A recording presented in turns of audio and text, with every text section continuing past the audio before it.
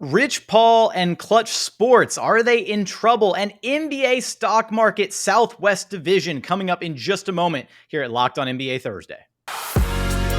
You are Locked On NBA, your daily NBA podcast. Part of the Locked On Podcast Network, your team every day. What's up, and welcome to another Thursday edition of Locked On NBA. I am Jason Gatlin, host of Locked On Rockets. You can follow me on Twitter at JT Gatlin. He is Matt Moore, senior NBA writer at the Action Network and co-host of Locked On Nuggets, who you can follow at HP Basketball. Now, Matt, if I told you that you could get $100 million by leaving Action Network and coming to work with me, and then subsequently did nothing for you to help you achieve that $100 million, how would you feel? I'd be a little miffed, Jackson. I would be perturbed. I would be angsty. I would be Nerlens Noel. How many adjectives? I was interested to see how many adjectives you were going to pour out of you as we teed this up. So if you haven't heard, Rich Paul, Klutch Sports, Nerlens Noel, the big story right now where Nerlens is upset, and rightfully so, I believe, and we're going to dive into this, as to what's gone on with his representation, or I guess lack thereof, with Klutch Sports. And he feels that he has missed out on how much money did he cite? $58 million is what he's seeking as far as damages go. Not a small amount. Not a couple bucks. It's rough. I think the situation is fraught in terms of trying to talk about it for a number of reasons, but I think we need to, because I do think it's a major story with one of the real power brokers in the NBA. So with Rich Paul, in case you haven't heard, represents a number of high-tier NBA players, marquee players, the likes of which, such as LeBron James, Anthony Davis, Ben Simmons, Draymond Green, Lonzo Ball. The list goes on and on and on and on for Rich Paul. Now, to set the table with what went on with Nerlens Noel, essentially a lawsuit has now been instigated by Nerlens Noel seeking damages against Rich Paul because he feels that Rich Paul did not do his due diligence as his agent, trying to act in the best interest of him. And the story has so many different twists and turns here, Matt, with the fact that Rich Paul, I guess, was not taking calls for certain prospective clients for Nerlens Noel, convinced him to leave his current representation, Happy Walters, and basically told him, hey, I can make you $100 million man, and convinced him to turn down his deal with the Dallas Mavericks, losing out on all of that money. What was that? $70 million? Yeah. The Mavs were going to pay him $70 million over 4 years. And Nerlens Noel turned that deal down. Yeah. It's funny. I remember that summer that they were supposed to be negotiating a longer term deal. And, there was just a lot of talk about how that was going to work out. It's not the first look. Players switch agents a lot. Like, it works for some. It's like anything else where it's like, oh, I like this person, but not this person. I like this doctor, but not that doctor. You work with different people. Sometimes you click and sometimes you don't. There is, I think, a pretty worrisome trend in terms of Paul kind of built himself as this like real power broker. And in part of the conversation that's, I think, difficult is it's been presented very much through like a racial lens of a predominantly white agent base. Not entirely. There's a lot of African-American agents, black agents in the league. But it was presented as basically Paul was kept out because he was just this guy that LeBron found, and they thought that he, couldn't do this. And then he was like, no, we can, and we don't have to play by your rules. And that's been like the Klutch MO, is like, we don't have to play by your rules. We're going to do it our way. And that's worked really well for LeBron James. And I don't know why. Maybe that's because he's LeBron James. Just spitballing that's why. And then it worked out really well for Anthony Davis because LeBron James wanted him. Like, that's part of the conversation here. But like Markieff Morris, frustrated and left the agency. Other guys have had issues and left the agency. And oftentimes what you're seeing is guys that Paul represents wind up, if they're not the megastar, they wind up really pushing the limits and then costing themselves money or opportunities or situations. And that's getting to be like a worrisome trend. I think it's definitely true that like Paul has majorly like Klutch is a very powerful agency now. Like they're an extremely powerful agency. And so if you're going to be powerful, you're going to have a lot of clients. And if you're going to have a lot of clients, you're going to have some that are upset. But when you have the story out about, it's one thing when it's like, okay, you know, it didn't work out with this guy, it didn't work out with this guy, but you know, that happens. But when you have a guy claiming that he has word from other organizations, and this is like the really concerning part, is like, are these people going to come in and testify if this goes to suit? Like, will they be in court saying like, no, I was never contacted by Rich Paul offering this deal? Do you want to get involved in that? What are the repercussions if you're a GM and you go in and you testify against Klutch Sports? How is that going to impact you in the future? This is a messy situation. Man, you know, and you talk about the other organizations involved here. I mean, we can go through this list and find, right, I think the two names that jump out, right, were the 76ers and the Houston Rockets, actually, that had interest in pursuing Nerlens Noel and were unable to do so because representation just never got back to them. They were never able to make contact with him. And we know that there was, at least, and I can, you know, attest to this one, we know that the Houston Rockets definitely had interest in Nerlens Noel. Were trying to trade for him at one point in time because they didn't envision going small ball full time and running PJ Tucker into the ground. They wanted Nerlens Noel as their, you know, for lack of better terms, dollar store Clint Capella, right? Yeah. And so there was definitely interest between the Rockets organization and Nerlens Noel in the past. And so you're right. I think that's really interesting, is what do these organizations do if, you know, you're brought forward to testify, to, you know, verify these claims about what happened. And I think that you hit the nail on the head, right? Is if you're not one of the big time prime time guys, or to add on to that point, right? If you're not LeBron James, if you're not Anthony Davis, I will say that, right, they've taken care of some of the guys who like LeBron wants in his back pocket, right? So like you look at like Kentavious Caldwell-Pope, right? He got paid, right? Tristan. But he was a LeBron guy. Tristan Thompson, another good one. Exactly. Right. So if you're one of those guys, then I feel like you're still probably in good hands. But then if you're one of the other guys, one of the fringe guys, near the bottom of the barrel for Klutch Sports, then you're going to deal with what Nerlens Noel is apparently dealing with, which was just no representation, no plan, no strategy on how to maximize his, you know, earning potential as an NBA player. And that goes directly against Rich Paul and his, you know, oath, right, as an NBA agent to act in the best interest of his client, which at the end of the day is what's so mind-boggling to me, is because wouldn't you want to act in the best interest of all of your clients, right? Because at the end of the day, you get paid what they get paid, right?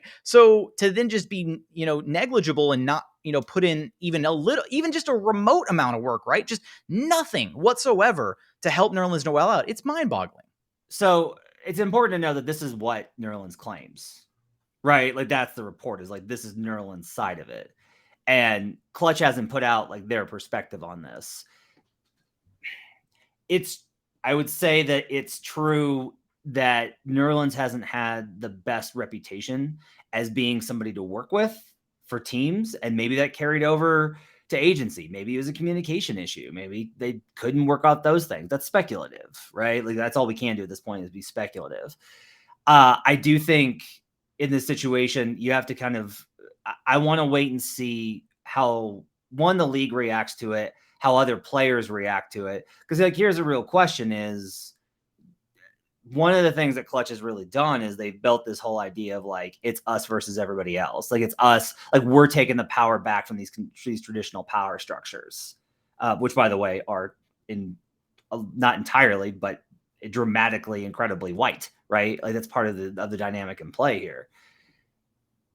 But players tend to stick together. So like I have real interest in seeing, are the players going to defend Nerlens Noel, one of their own, because players often stick together, or will they rally around Rich Paul and say like, no, this isn't how it went down? Or will they just kind of like, this is business and we're going to stay outside of it, which is probably what happens. But I think it's going to be difficult to get particulars for Nerlens in terms of getting this information out in the public the way that they're going to need to, because part of it is the agency is so powerful. I don't know that fear is the right word. I would say there's a real awareness of watching what happened to New Orleans when Klutch Sports turned on them and what resulted from that. with the Anthony Davis departure. Like, that wasn't just, a guy wanted out and he got traded.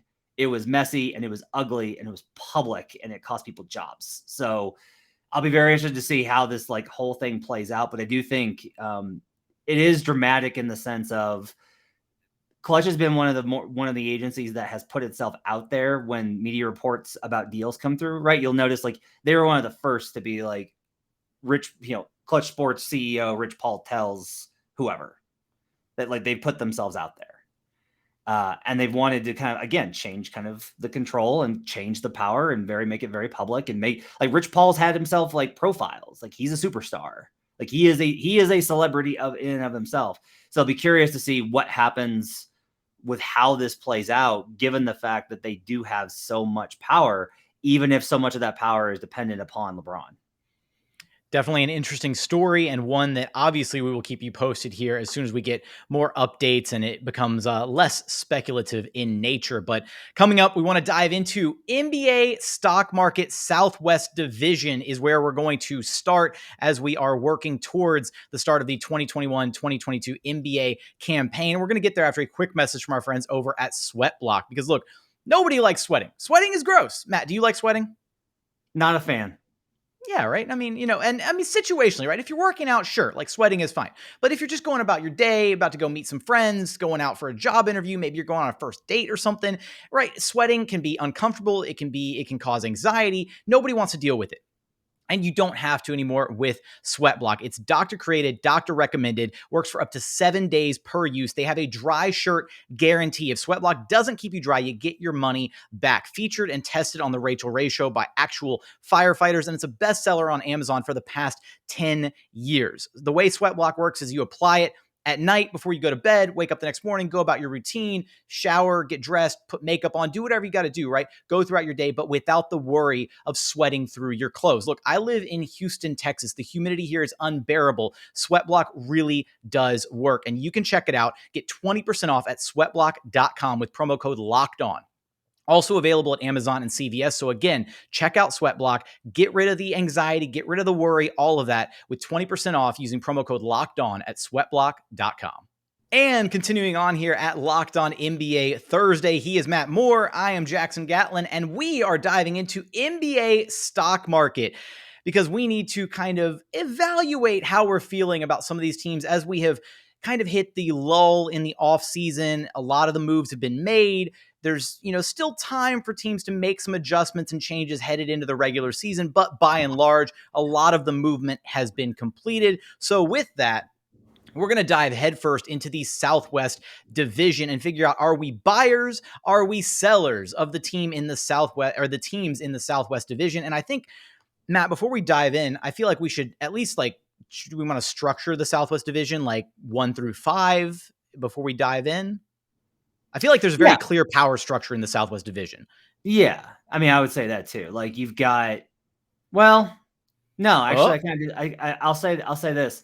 I think that there's the Mavericks and the Grizzlies. And then I think there's the Spurs and the Pelicans. And then I think there's the Rockets.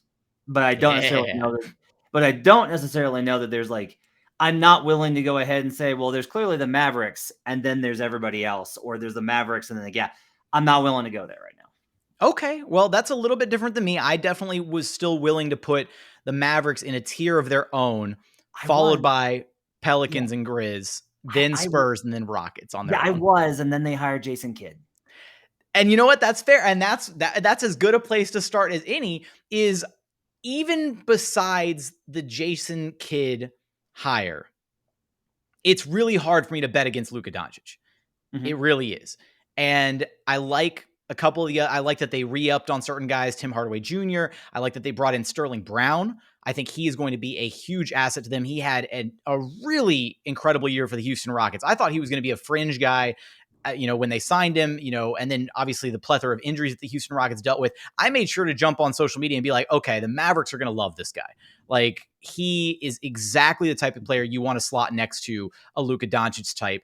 And so honestly, I'm buying the Mavericks this season. That's kind of where I'm at.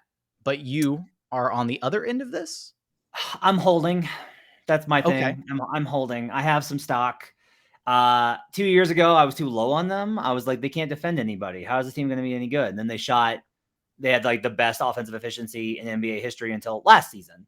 And so last year I was like, oh, I'm all in. Like, it doesn't matter who you have. It doesn't matter what's going on. You have Luka. And then they kind of underperformed. They barely went over. I'm at the point of holding. I just got to stress this. Like, there's a lot of noise about like how much players like Jason Kidd as coach. I would very much like those people to go talk to literally anyone that's not Giannis Antetokounmpo with the Milwaukee Bucks. I went up there and did a feature on Giannis the preseason when Bud came in. And you try and ask these questions. Like, you can't ask like, hey, so how much better is it now that Jason Kidd's gone? Because they're not going to answer that. But if you say like, what's different about training camp, about the vibe, about being around the team, it was not hard to find people very enthusiastic about the change. Like, smart players like Chris Middleton and Malcolm Brogdon. Those two guys did not really make it not all that much of a secret. Even if they would say good things about Jason Kidd and what he did for their careers, there were a lot of very transparent ways in which Jason Kidd did not coach well with the Milwaukee Bucks. I think he had okay stints with the Brooklyn Nets. I think he was okay there. But I have a lot of concerns about the actual on-court coaching and especially about the personality management. If he and Luka do not get along, it's going to be a goddamn disaster. If they do get along, then maybe nothing else matters and everyone else can be miserable, and who cares because Luka likes Kidd. Like, but that's also a scare. I'm gonna say, as somebody who's covered the Houston Rockets, that's a scary power dynamic to fall into when your star player starts to fall in love with his head coach, general manager, right? Because then you fall down a slippery slope of how much do you cater to your star player. Obviously, you cater a lot, but at what point do you say, okay, no, we can't concede ground on this topic, right? Or we can't make this move just to accommodate you, right? How does that power structure play into the whole Luka Doncic, Kristaps Porzingis situation, right? Right. There's a lot at play here. Yeah, so there's tension there. We got Jason Kidd. They don't really I can't really look at them like they needed Powell because he's a rim threat. That's why they kept WCS. But neither of those guys you look at as like great rim runners. Kleber was really good for them, but this is the problem is like all their guys where you're like, oh, he was really good for them are guys that you want like down a notch from where they are in the pecking order. Like re-signing THJ for that money, it's hard to argue with given his production and percentage and all that. You just don't look at THJ as like a star. It's not Klay Thompson, right? It's not even CJ McCollum. So I don't know what to make of him because you're right. There's so many parallels here between, there's just so many parallels between what I had dubbed for a long time the James Harden effect, or I guess you call it the LeBron James effect, whatever, is those guys, those heliocentric offensive juggernauts who carry an offense and make all the role players around them look phenomenal. Now it's also the Luka Doncic effect where he's going to get guys paid throughout his career. And they're not necessarily guys that on other teams would be thriving the way that they are, but because of the system that they run, because of how everything is focused on that one guy and he's able to create for others, they're going to get paid. So I'll hold. Okay. Let's talk about the Memphis Grizzlies. Okay. So no Grayson Allen. Let Justice Winslow walk, decline the option. He's gone. More time for DeAnthony Melton and Desmond Bane, which is good because they were phenomenal last year. Ja, probably, hopefully a healthier season for him. He was banged up early in the season. Still had a really good year. You're hoping the 3-point shot kind of comes through. Traded Jonas Valunciunas. That's a big deal. Basically turned Jonas Valunciunas into Juancho Hernan-Gomez and Jarrett Culver. Not great. And Zaire Williams, who they're very, very, very high on. But a rookie, right? I think it's easy to look at this and go, they got worse. I'm still very high on Memphis because of their backcourt. I have a lot of concerns about their front court with losing Jonas, even by getting Steven Adams in there to replace. I think it's a defensive downgrade. I think it's a little bit of an offensive downgrade. But I still feel like they have so many weapons and this team is so deep. And I feel like Taylor Jenkins is underrated as a coach. I'm buying Grizzly stock next season. I feel like it's kind of a cop out because I've also been really high on the Grizzlies, and they've actually been the team that I've been like looking at as the Rockets were dealing with their turmoil and all that mess, right? Is just, okay, well, what team can I actively say, oh, well, let me pull for this squad, right? I kind of want to hold on the Grizzlies because I'm interested to see what they actually look like. I agree with all the points that you made. And while I'm still really high on Ja Morant and really high on what they're doing there, I think that Valančiūnas was a huge part of of a lot of their success this past season. You know, going into the play-in tournament, going into those really critical games. I mean, you saw how important he was to their team, both offensively and defensively, how much they leaned on him at times as this, like, not driving force, but just, what do I want to say, like a pillar of like continuity in their system. It felt like they could just lean on him at times. And so I think they're going to be sorely missing that. So I'm going to hold on the Grizzlies right now. Yeah, I think it's fair to wait and see how they do. Basically, if Ja makes a jump in 3-point percentage, that's going to change so much about what they're able to do offensively. And Jaren Jackson, Jackson, I think has the most questions of any player. One of the most questions of any player in the league, honestly, because heavy injuries, really looked like a star in the making his rookie season, and then has kind of stagnated due to the injuries, COVID, everything else. He needs to come in with my biggest thing for him is he needs to come in with a go-to move or two. Just like, okay, if, I'm going to face up, and if they play off of me, I'm going to jab step jumper. I'm going to go middle and go to a floater, like something. I need something from him in terms of, if he's got the ball, how does he do something with it rather than kind of improvising every single time? If he could do that, I think he and Ja can make that leap and get the Grizzlies. They were even better than I expected last season. And maybe I'm falling into the trap after 2 years of downplaying them. I'm going to get bit by going over, but I feel like there's something special going on just because Ja is so good. All right, coming up, we're going to wrap up stock market. Why can't I talk? Things are weird. We're going to wrap it up with Rockets, Pelicans, and Spurs coming up in just a moment after a message from our friends over at Built Bar. Because look, when it comes to protein bars, if you've never had one that you actually care about, that you've enjoyed, you got to check out Built Bar. They've got so many amazing flavors on their menu: raspberry, mint chocolate brownie, double chocolate, coconut brownie chunk, my personal favorite, cookies and cream. You can't go wrong with a single flavor. Every single bar, low cal, low sugar, high protein, high fiber. Great if you're on a keto diet. Great if you're trying to lose weight. Just grab a couple of them heading out the door in the morning, that kind of thing. That's how I eat my Built Bars. You can check them out. Just visit BuiltBar.com and use promo code LOCKED15 to get 15% off your very next order. Again, that's promo code LOCKED15 for 15% off at BuiltBar.com. We're also brought to you today by Bet Online. It's that time of the year again, and all eyes are turning to football as teams are back on the gridiron to start the football season, even in Houston, kind of. As always, Bet Online is your number one spot for all the pro and college football action this season. Get all the updated odds, props, and contests, including online's biggest $500,000 NFL mega contest and the world's largest $200,000 NFL Survivor contest. Open now at Bet Online. Head to the website or use your mobile device to sign up today to receive your 100% welcome bonus. Be sure to take advantage of their opening day super promo. You make a bet on Thursday, September 9th, the season opener between the Super Bowl champion Buccaneers and the Dallas Cowboys. And if you lose, your wager will be refunded up to $25 for new customers only when signing up and using promo code NFL100. Bet Online is the fastest and easiest way to bet on all your favorite sports, from football, basketball, boxing, right to your favorite Vegas casino games. Don't wait and take advantage of all the great offers available for the 2021 season. Bet Online, your online sportsbook experts. And final segment here at Locked On NBA Thursday, continuing on with NBA stock market Southwest Division. Now we're teeing up the New Orleans Pelicans. I'm going to buy Pelican stock. I'm buying Pelican stock. I'm just starting it on the jump, and I want to just, first off, I feel like, and this was the one that as soon as the news broke that they were bringing on Mike D'Antoni as a consultant, not even an assistant coach, just a consultant, I immediately envisioned Point Zion averaging like 35, 12, and 12. Sure. Like, just absolutely, like, put the ball in his hands. He's going to dominate all of that. But I think that they're almost like they're kind of poised to have a season where they finally make a little bit of that jump. And I think Zion's going to be a big part of it. I've been a big believer in Zion. I've been a big believer in Brandon Ingram. And it's just about putting it putting all the little pieces together.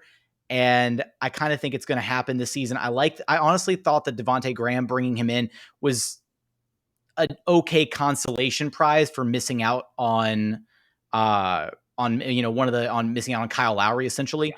Not the worst plan B that you could have had, right? To put a guy like that next to Zion, especially if, and again, I think this is what we're going to see, is the ball in Zion's hands significantly more this upcoming season. Yeah, I mean, Devontae's a great shooter. He can't finish inside, but you have one of the most dynamic, dominating forces finishing inside in the league. I'm holding, and this is 2 holds for me. This division is very difficult for me. So, because the problem is, it's not coach here, it's roster, right? That's what kind of gets, you've got with the Mavericks, it's okay, Luke is amazing, but what about the coach? And the roster's, yeah. Here, I don't know how to judge Willie Green. It's his first time as head coach. Comes in with a great reputation. But new coach, we'll see how it goes. Pressure pack situation. The conversation about Zion is so difficult. Obviously, the stuff about the Knicks continues to percolate. A lot of it is, there is like this building discussion point, which this is, I was talking to somebody that covers the Pelicans, and he was mentioning, he was like, Zion wasn't happy in high school. Like he's been a guy that's always been kind of dissatisfied wherever he's been. And maybe that's just because he's so driven. He wants to be great. He's also just young, and that's part of it. This team is still really young, right? Like Nickeil Alexander-Walker is still in his, 3rd season. You've still got, Kyra Lewis, 2nd year. You've got all these guys that are still so young, really like the veterans on this team. Garrett Temple. I was about to say Garrett Temple is the veteran of this team, and Garrett Temple doesn't really feel like a veteran in my eyes. Yeah. So that's kind of, yeah. Yeah. Jonas Valunciunas, who's been in the league for 9 seasons. Ingram, who's been around for 5, and Tomas Satoransky, that's been around for 5. Josh Hart is next on with 4. But a lot of these guys that are going to be in the rotation are very, very young. Trey Murphy was really, the disrespect to Willie Hernan-Gomez. Come on. Yeah, the lesser Hernan-Gomez. Like the roster is young and still relatively unproven. It's so much of it is just like Zion. I will say this, I continue to have like a lot of questions about the chemistry. This team has never looked like a team that is loving playing together. Like, I don't know what that is, but it gives me pause. This team doesn't seem tight. They don't seem close. They don't seem like bunkered in. Maybe that changes because it does change year to year. I can see that like developing over time. Maybe Garrett Temple is the guy that brings them closer. Maybe it's Devontae. Like, who knows? But maybe it's Willie Green. Maybe he's the one that fosters that kind of culture, right? Because they just did not have any of that the last 2 seasons, not just last year. Year before, it was a concern. Like, that was one reason I was down on them last year, was they looked like they didn't like playing together. They looked like they did not want to be there in the bubble. And how can you blame them? But especially compared to everybody else, they looked like it. So Zion's so good. I've talked myself out of it. I got to sell the Pelicans. I love Zion. He's such a dominant force. Well, you were also really high on Trey Murphy. You said he was the best guy you saw in Summer League. He was the best guy I saw at Summer League, but that's a rookie. And so for me, there's too many question marks in too tough of a conference. I'll go ahead and sell Pelican stock. Okay. All right. Let's talk about the Spurs, because I need you to help make sense of this for me, because it's like an unwritten law in the universe for 20 years that the Spurs are going to be decent. But you look at this roster. We're selling Spurs, Matt. We're just doing it. We're doing it. We're betting against Popovich, against everything that history has told us. We're betting against Greg Popovich. I know it's the dumbest thing. Like 3 weeks ago, if you'd asked me, I would have been like, yeah, the Spurs are still going to be in the mix for the play-in. Like, absolutely. Popovich is going to find some way to get every ounce of production out of this team that you could, it becomes inconceivable at some point as to the teams that he has, been able to bring along and continue to make, some, I don't want to say noise, because it's not right. It's not noise, but like, right. It doesn't make sense historically, it hasn't made sense to bet against Greg Popovich, but I agree with you. I think you look at this team and you lose Patty Mills, you lose Rudy Gay, you lose DeMar DeRozan, who's huge. Like, No, they are fully in their rebuild mode. I think they were clinging on for a little while there, and now they're fully, indoctrinated into what is now the rebuilding culture, atmosphere, whatever word you want to throw at the wall there. And so I think it's safe to sell the Spurs. That's where I'm at. I thought they would reload with somebody, and they just didn't. And you look at this, like, here are the guys with more than 5 years of experience on this team: Thaddeus Young, Al-Farouq Aminu, Doug McDermott. That's it. You've got Devin Vassell, Trey Jones, Daquan Jeffries, Keldon Johnson, Lonnie Walker, Zach Collins, Drew Eubanks, DeJounte Murray, Chandler Hutchinson, Derek White. Like, it's all young dudes. It's all young dudes that aren't stars. They do not have They're bringing back Bryn Forbes. They're gonna roll out like a 5-guard starting lineup. I thought the Rockets were gonna be impressive starting John Wall, Kevin Porter Jr., and Jalen Green, and the Spurs might actually give them a run for their money. Like, you could tell me that you could, honestly, after watching it last year, like doing some tape on it, you could tell me that Derek White, DeJounte Murray, Drew Eubanks, Lonnie Walker, or Keldon Johnson were their best player this season, and I would believe any of them, because there's no clear candidate to separate themselves apart. And that's just a yikes. So I'm with you. I think we got to sell. I hate doing this because it's just, they're so sound in so many areas, but at some level, you just got to have talent. And unless DeJounte Murray pops back to the guy that he was before the ACL injury, where he was hitting threes in preseason and looked like he was primed for a superstar jump, unless that guy comes back, we got to sell. I'm with you. Okay.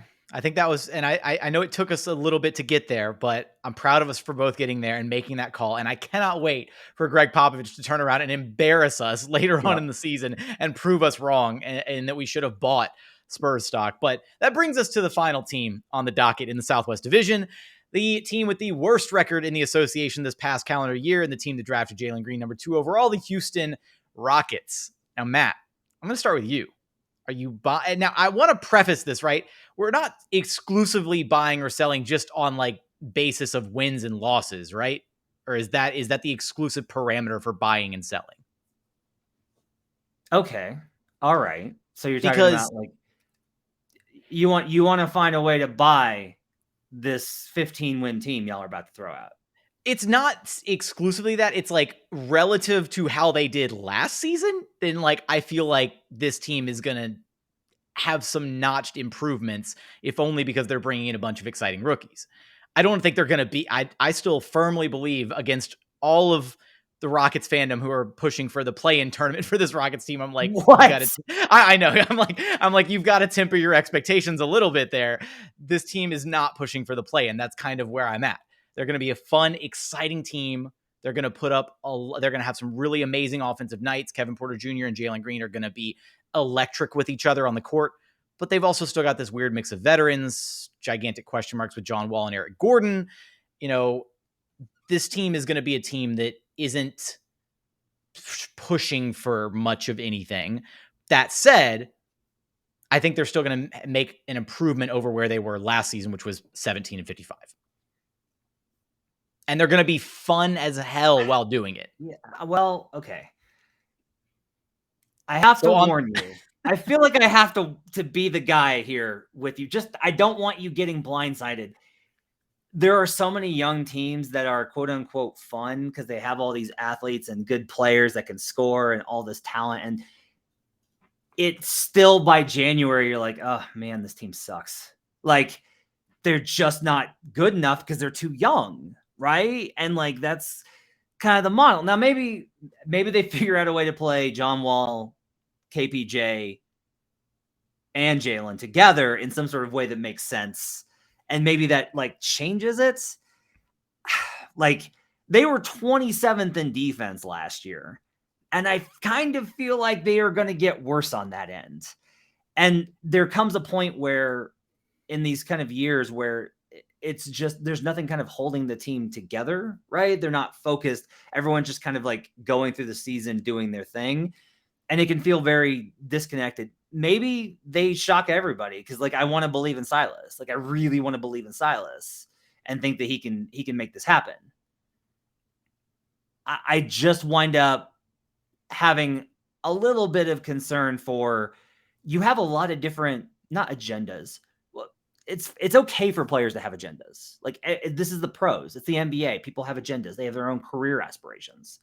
Like John Wall probably wants to compete for the playoffs. Jalen Green just wants to have get his career started. I think KPJ is probably aiming for a contract. Christian Wood wants to put himself on the map. Like, I don't know how you're going to make all that fit together in something that works while also playing something that resembles defense. Is there a counter for that? There's not. No, I think that, I think defense is going to be one of the biggest question marks for this team, clearly, when you're going to be trotting out so many rookies and, just younger into the spectrum NBA players. That's going to be, and now I do think that it has a chance to get a little bit better, not noticeably. It's still going to be still easily probably bottom fifth, bottom sixth of the league. But a big part of the defensive issues last season was because they had this revolving door of players. They could develop no consistency, all of that. Yeah. You're giving Steven Silas an actual training camp this year without a, frustrated James Harden, tearing it up in Las Vegas, all of the cloud hanging over the organization. And so you're right. I do want to buy I kind of want to buy stock in Steven Silas. And again, it's not that this team is going to push for the play-in tournament. It's that they're going to make the most of their current situation, right? They're going to have the young guys develop. They're going to be a team that goes out there and maybe, is the team that, steals a couple games here and there with some flashy performances from KPJ and Jalen Green, that kind of thing. And a lot of it hinges on what John Wall buys into, right? Does John Wall buy into this veteran mentorship role where he, does the right thing and teaches these young guards how to really be a pro's pro in the NBA? Or does he go out there and sulk that he's not playing for a team that's actually, playing for something, right? Competing for playoffs or a championship, something of that nature.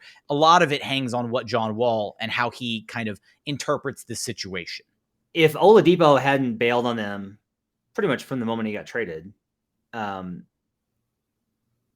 genuinely think that if they had gotten Wall, Depot, and Christian Wood together, that team would have been decent. Like, I saw a lot of good principles from what Silas was teaching early on. And the record with those three was really good.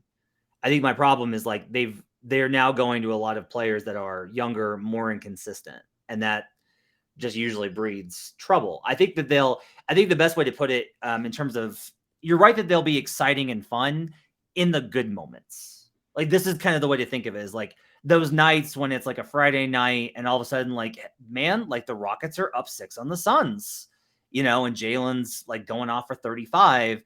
Those are going to be really fun nights. There are going to be a lot of the Rockets lost 105 to 136. There'll be a lot of those. But I think in the middle of it, you're still going to walk out feeling really excited about the future of Rockets basketball, which is really what the whole franchise needed after how much of just a bummer last season and really the season before was. So I'll say I'm selling stock on them winning games, and I'm selling stock on it being this completely just super fun, no pressure season. It's always a drag watching a team get its ass kicked every night. But I am buying the future in terms of I like Silas and the cap management and their options going forward, and Jalen Green. What's the terminology, the stock market terminology for when you're buying? We're just buying and selling futures? Is that what we're doing now? Well, I guess that's just in general. Index funds. I think the best way to think about it is we're actively shorting the Spurs. That's what we're doing. It's we're actively shorting the Spurs. I think this is more of we'll buy some stock for later, but it's not a big part of our portfolio. There we go. That's why I prefaced the way that I did, and that's exactly where I find myself as well. But Matt, this has been an absolute pleasure going through this, and we're going to have you covered for more NBA stock market moving forward as we're navigating the NBA offseason. Matt, anything you want to throw in before we wrap this thing up? Just check out everything on the Locked On Network because it's amazing and awesome, and make sure to listen to Locked On Rockets because Jackson's great. With that said, you've got to also listen to Locked On Nuggets because Matt, I think, is also great. He's pretty cool. All right, even that's though enough. even though he bullies me. Okay, yeah, we got to go back to our dynamic of disliking each other, faking dislike for each other, feigning dislike. There we go. Yeah, that's what it is. With that, that's going to do it for another edition of Locked On NBA Thursday. If you haven't yet, please check out and subscribe to the brand new Locked On NBA YouTube channel, as well as subscribing wherever you listen to your podcast, be it Apple, Spotify, Google, and the brand new Odyssey app. Locked On is free and available on every single platform that you can imagine. So we would sincerely appreciate it if you check it out and subscribe at all those locations. You can follow Matt for all his musings at HP Basketball. You can also find me at JT Gatlin on the Twitter sphere. But for today's show, that's going to do it. Thanks for watching, listening, and we look forward to having you back right here at Locked On NBA. You are Locked On NBA, your daily NBA podcast. Part of the Locked On Podcast Network, your team every day.